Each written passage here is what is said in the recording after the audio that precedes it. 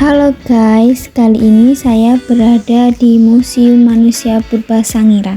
Museum ini adalah salah satu situs arkeologi terpenting di dunia yang terletak di Kecamatan Kalijambe, Kabupaten Sragen, Jawa Tengah. Museum ini menyimpan berbagai peninggalan kehidupan masa purba dan telah diakui sebagai warisan budaya dunia oleh UNESCO sejak tahun 1996. Museum Sangiran ini menyimpan berbagai koleksi seperti fosil manusia purba termasuk Homo erectus dan Homo sapiens, fosil hewan purba seperti stegodon, kerbau purba, rusa, buaya, harimau purba, dan lain-lain, dan artefak batu seperti alat-alat serpi, bilah, serut, gurdi, kapak persegi, bola batu, dan kapak yang digunakan oleh manusia purba. Museum Sangiran ini terdiri dari beberapa klaster yang masing-masing memiliki fokus berbeda. Yang pertama, klaster Kerikilan merupakan pusat utama dengan ruang pamer yang menampilkan koleksi fosil dan artefak serta informasi tentang evolusi manusia. Yang kedua, ada klaster Dayu yang menyajikan informasi tentang penelitian terbaru dan alat-alat batu tertua di Indonesia. Yang ketiga, klaster Ngebung yang menampilkan sejarah penemuan situs Sangiran. Dan yang keempat, klaster Pupuran yang memberikan informasi tentang penemuan fosil manusia purba. Nah, untuk jam kunjungannya itu dibuka dari hari Selasa sampai Minggu. Dan lokasinya itu berada di Desa Kerikilan, Kecamatan Kalijambe, Kabupaten Sragen, Jawa Tengah. Next, saya dan teman-teman saya berkunjung ke Mangkunegaran. Mangkunegaran adalah sebuah kadipaten yang berada di Kota Surakarta, Jawa Tengah. Mangkunegaran ini didirikan pada tahun 1757 oleh Raden Mas Said yang kemudian dikenal sebagai Mangkunegara I. Pembentukan Mangkunegaran ini merupakan hasil perjanjian Salatiga antara VOC, Kasunanan Surakarta, dan Raden Mas Said. Secara historis dan budaya, Mangkunegaran merupakan bagian penting dari warisan Kesultanan Mataram yang pecah menjadi beberapa kerajaan, termasuk Kasunanan Surakarta, Kesultanan Yogyakarta, Pura Pakualaman, dan Pura Mangkunegaran. Apa saja sih yang ada di Mangkunegaran ini? Yang pertama itu ada Pendopo Ageng. Pendopo Ageng ini digunakan untuk pertunjukan seni seperti gamelan, tari klasik Jawa, dan acara kenegaraan. Yang kedua ada Dalem Ageng, berisi koleksi pribadi dan benda bersejarah. Yang ketiga museum, dan yang keempat taman. Terdapat taman-taman klasik bergaya Eropa dan Jawa, dan ada juga bangunan tambahan untuk kegiatan pemerintahan adat dan budaya. Selanjutnya, Masjid Agung Surakarta. Masjid ini adalah salah satu masjid tertua dan paling bersejarah di Kota Surakarta. Masjid ini memiliki nilai sejarah, budaya, dan arsitektur yang sangat tinggi karena merupakan bagian dari kompleks Keraton Kasunanan Surakarta Hadiningrat.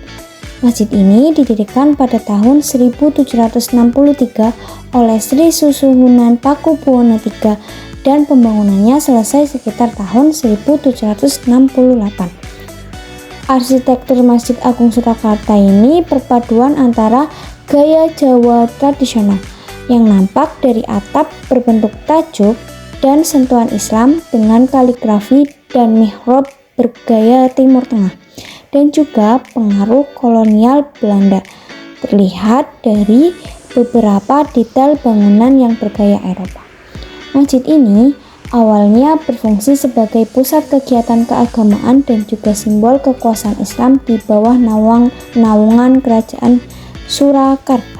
Selanjutnya kita berkunjung ke boarding school Mambaul Ulum Surakarta yang didirikan pada hari Ahad 23 Juli 1905 oleh Pakubuwono IX, Raja Kasunanan Surakarta. Mambaul Ulum ini menggabungkan sistem pendidikan pesantren tradisional dengan kurikulum modern yang menjadikannya sebagai pionir dalam modernisasi pendidikan Islam di Surakarta. Madrasah ini juga menjadi saksi sejarah penting dalam perkembangan organisasi belajar Putri Nahdlatul Ulama di Solo.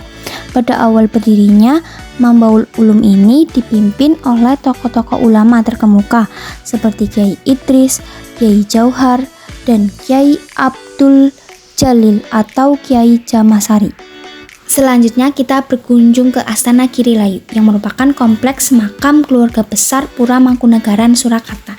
Beberapa tokoh yang dimakamkan di sana itu ada Mangkunegaran 4, 5, 7, 8, dan 9. Next, kita berkunjung ke Museum Kereta Keraton Yogyakarta. Museum ini adalah salah satu museum yang berada di Kompleks Keraton Ngayogyakarta Hadiningrat.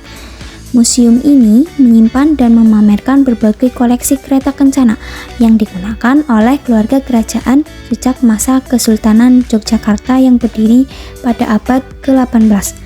Museum ini didirikan untuk merawat dan memamerkan berbagai jenis kereta kencana peninggalan Sultan-Sultan Yogyakarta. Koleksi kereta ini berasal dari masa Sri Sultan Hamengkubuwono I hingga sultan-sultan setelahnya. Sebagian besar kereta merupakan buatan Eropa, yaitu Belanda dan Inggris pada abad ke-18 hingga ke-19 yang kemudian dimodifikasi sesuai dengan keperluan istana. Nah, ada hal yang menarik, guys.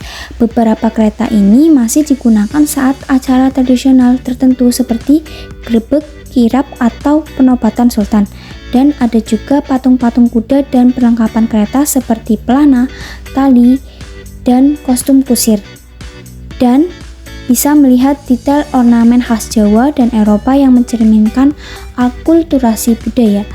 Beberapa koleksi juga dilengkapi dengan penjelasan sejarah dan fungsi masing-masing dari kereta. Selanjutnya kita berkunjung ke Masjid Gede Kauman Yogyakarta. Masjid ini adalah salah satu masjid tertua dan paling bersejarah di Yogyakarta yang memiliki peran penting dalam sejarah Kesultanan Yogyakarta dan merupakan simbol akulturasi budaya Islam dengan budaya lokal yang didirikan pada tahun 1773 Masehi oleh Sri Sultan Hamengkubuwono I. Selanjutnya kita berkunjung ke Benteng Vredenburg.